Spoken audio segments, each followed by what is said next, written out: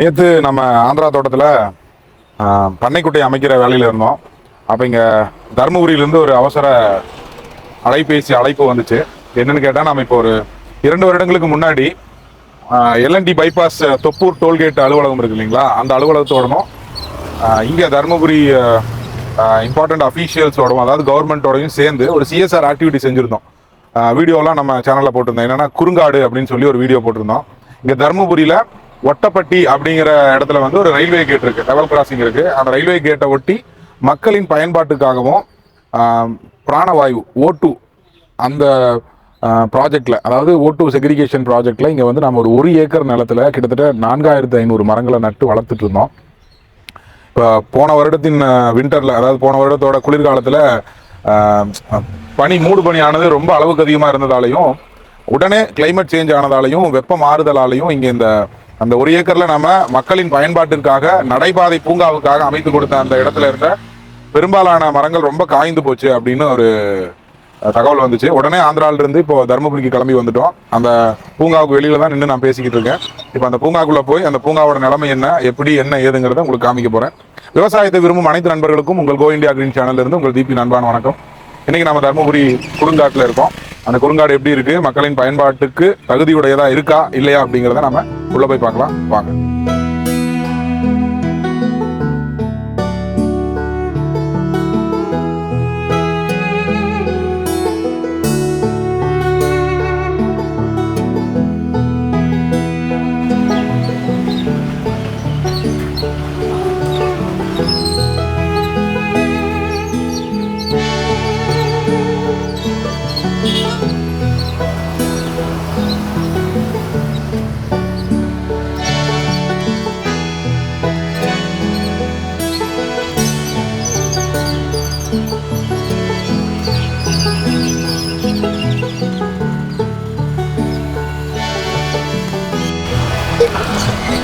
இங்கே நம்ம வந்துட்டு இருக்கிறப்போ இந்த தருமபுரி பகுதியில் லேசான மழை, அதனால பார்த்தீங்கன்னா இந்த பெயர் பலகையெல்லாம் கொஞ்சம் புழுதி அடிச்ச மாதிரி இருக்கு. நீங்கள் என்னடா பராமரிப்பு இல்லாமல் இருக்குன்னு நினைக்க வேண்டாம்.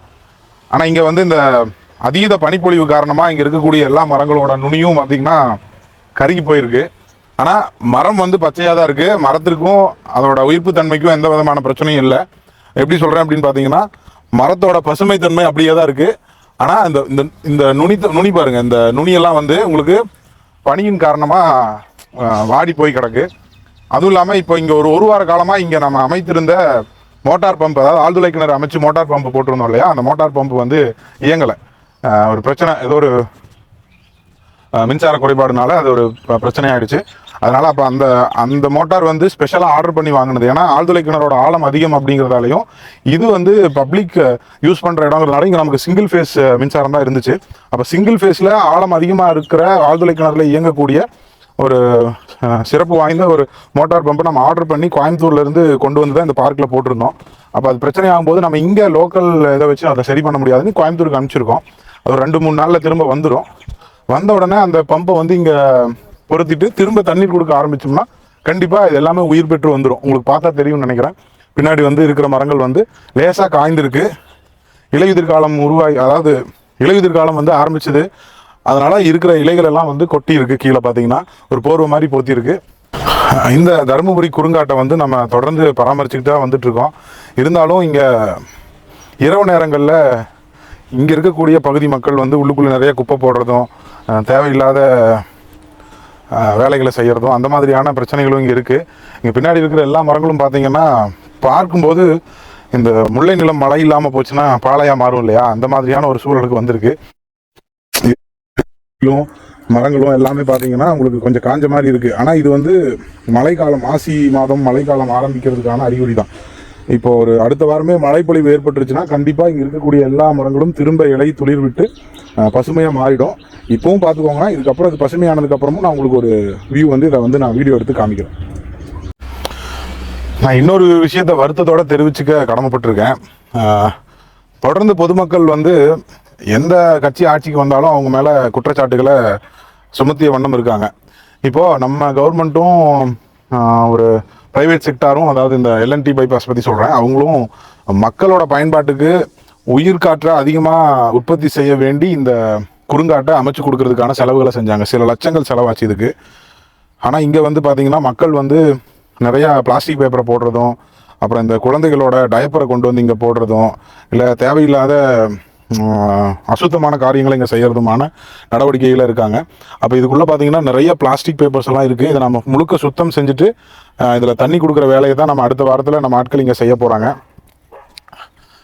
நம்ம வந்து ஒரு பொறுப்பான குடிமக்களாக செய்ய வேண்டிய வேலை என்னன்னு பார்த்தீங்கன்னா, நம்ம எதற்கெடுத்தாலும் அதிகாரத்தையும் ஆட்சியையும் குறை சொல்கிறத விட்டுட்டு நமக்கு அரசாங்கத்தால் கிடைக்கக்கூடிய சலுகைகளை எந்த அளவுக்கு நல்ல முறையில் பயன்படுத்திக்கலாம் அப்படிங்கிறதுல முனைப்பாக இருக்கணும்.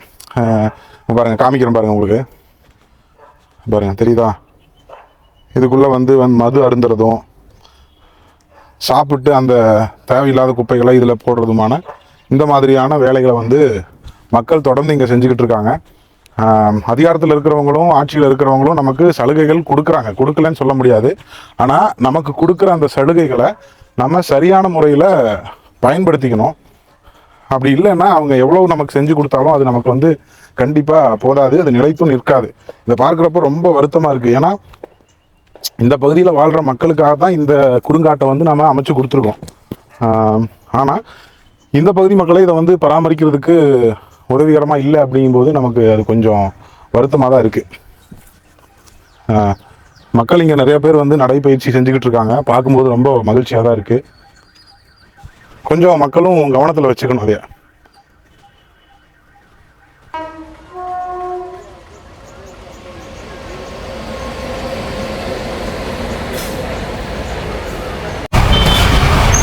இப்போ இந்த காட்டை அமைச்சு கிட்டத்தட்ட 2 வருடங்கள் ஆச்சு. 2 வருட மரங்கள் தான் நீங்கள் இப்போ பார்த்துட்டு இருக்கீங்க. இதில் வந்து தோராயமாக 20லேருந்து 25 வகையான மரங்களை நாம் இங்கே நட்டு வச்சுருக்கோம். 4500 மரங்கள் வந்து மியாவாக்கி மெத்தடையும் அடர் நடவு மெத்தடையும் மிக்ஸ் பண்ணி நாம் இங்கே வந்து பயிர் செஞ்சோம். ஏன்னா மியாவாக்கி அப்படிங்கிறது ஒரு குறிப்பிட்ட அளவில் ஆழ அகலத்தில் வந்து குழி தோண்டி அதில் குப்பைகளை போட்டு அது மேலே கும்பலாக வைப்பாங்க நாற்றுகளை. ஆனால் நம்ம இங்கே அப்படி வைக்கலை. ஏன்னா கீழே வந்து குடிநீர் குழாய் போயிட்டுருக்கு. அதனால் அந்த மெத்தடை இங்கே ஃபாலோ பண்ணலை. அந்த மெத்தடுக்கு உண்டான ஃபெர்டிகேஷன் இதையும் கையில் எடுத்துக்கிட்டு, அல்ட்ரா டென்சிட்டி மெத்தடையும் கையில் எடுத்துக்கிட்டு இங்கே நாம் பிளான்டேஷன் பண்ணியிருக்கோம். சரிங்களா? இப்போ இங்கே வந்து பார்த்தீங்கன்னா ஒவ்வொரு மரமும் இந்த அளவில் இருக்குது, என் கை அளவில் இருக்குது. 2 வருடம் 2.5 வருட காலத்தில் வந்து இந்த வளர்ச்சி இங்கே இன்னும் ஒரு 5 வருட காலம் போச்சுன்னா உள்ளுக்குள்ளே மனிதர்களே வர முடியாது. வெறும் பறவைகளும் புழுக்களும் பூச்சிகளும் மட்டும்தான் இந்த காட்டுக்குள்ளே வர முடியும். ஆனால் மக்கள் வெளியில் நடமாடும் வகையில் வந்து நம்ம வெளியில் வந்து இதை சுத்தமாக வச்சுக்குவோம். சுத்தமாக வச்சுக்கும் போது மக்களுக்கு இங்கே நடக்கும்போது நல்ல சுத்தமான உயிர் காற்று கிடைக்கும், ஒரு ஆரோக்கியமான சூழல் நிலவும். அதே சமயத்தில் இந்த 4000 5000 மரங்களிலிருந்து வெளிவரக்கூடிய இந்த உயிர் காற்றானது இந்த சுற்றுப்புறத்தில் வாழக்கூடிய மக்களுக்கும் ரொம்பவே பயனுள்ளதாக இருக்கும். குறிப்பாக பறவைகளுக்கும் பட்சியினங்களுக்கும் இந்த காடானது இப்போவே நீங்கள் பார்க்கலாம், நிறைய பறவைகள் வந்து இங்கே காலையில் தங்கியிருக்கு, உணவு தேடி வெளியே போகுது, திரும்ப உள்ளே வருது, நிறைய கூடுகள் கட்டியிருக்கு. என்னால் இவ்வளோ டென்ஸில் நான் உங்களுக்கு காமிக்கணும்னு ட்ரை பண்ணேன், ஆனால் காமிக்க முடியல, உச்சியில் இருக்குது. சரி, இந்த காணொலி நான் முடிச்சிடுறேன். மக்களுக்கு தேவையான நல்ல விஷயங்களை செய்கிறதுக்கு யாரோ ஒருவர் தான் வந்து செய்யணும் அப்படிங்கிறது இல்லை. தொடர்ந்து நிறைய மனிதர்கள் மக்களுக்கு தேவையானதை நல்ல காரியங்களை செய்து கொண்டு தான் இருக்காங்க. ஆனால் மக்கள் அதை முழுமையாக அங்கீகரிக்கிறது இல்லை, முழுமையாக அதை ஏற்றுக்கொண்டு அதை பராமரிக்கிறதுக்கு உதவி செய்கிறதில்லை. அதே மாதிரி தான் இந்த காடும் இருக்குது. இந்த காடு ஒரு அற்புதமான கொடை இந்த பகுதி மக்களுக்கு. அதனால் இந்த பகுதியில் வாழக்கூடிய மக்கள், இதை பயன்படுத்தக்கூடிய மக்கள் இதை தயவு செஞ்சு சுத்தமாக வச்சுக்கோங்க.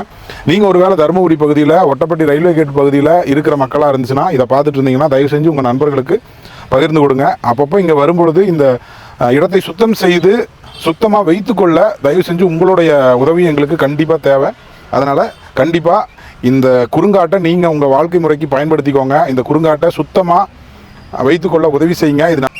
இந்த குறுங்காடு நல்லா வளர்ந்து வருவதற்கு உங்களால் முடிந்த காரியங்களை இங்கே செய்யுங்க. சரிங்களா? ஒரு குப்பை கிடக்கு அப்படின்னா உடனே அந்த குப்பையை எடுத்து வெளியில் இருக்கக்கூடிய குப்பை தொட்டியில் போடக்கூடிய அந்த செயல்பாடு தான் உலகத்தின் பல நாடுகளை வல்லரசு நாடாக மாற்றிக்கொண்டு இருக்குது. அதே மாதிரி நாமளும் இருக்கணும். இந்த குறுங்காடு நமக்கு கிடைத்துள்ள அருமையான கொடை, இதை நல்லபடியாக நம்ம வச்சுக்கணும்.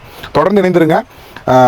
நீங்கள் விவசாயம் செய்கிறீங்களோ இல்லையோ எனக்கு தெரியல, ஆனால் குறைந்தபட்சம் உங்கள் வாழ்நாளில் ஒரு 100 மரங்களையாவது நடும் வேலையை செய்யுங்க. அது உங்களுக்கு இல்லைனாலும் உங்களுக்கு பின்னாடி வரக்கூடிய தலைமுறையினருக்கும் இந்த பூமிக்கும் உதவிகரமாக இருக்கும், இந்த இயற்கைக்கு உதவிகரமாக இருக்கும். நான் எப்பவும் சொல்கிறது ஒன்றே ஒன்று தான், அதை இந்த அற்புதமான குறுங்காட்டுக்குள்ளே இருந்து சொல்கிறதுக்கு நான் ரொம்ப பெருமை அடைகிறேன். விவசாயம் என்பது ஒரு தவம், விவசாயம் செய்வது என்பது ஒரு வரம். அந்த வரம் நம்ம எல்லோருக்கும் கிடைக்கணும்னு இறையை வேண்டி இந்த காணொலியை நான் இந்த குறுங்காட்டிலிருந்து முடிச்சுக்கிறேன். அடுத்த காணொலி வாயிலாக உங்களை வந்து சந்திக்கிறேன். கொஞ்ச காலம் கழித்து இது எப்படி பசுமையாக இருக்க போகுதுங்கிறதையும் நான் உங்களுக்கு ஒரு காணொலியில் காண்பிக்க போகிறேன். தொடர்ந்து இணைந்திருங்க. இது உங்கள் கோ இந்தியா கிரீன் சேனல். நான் உங்கள் தீப். வணக்கம்.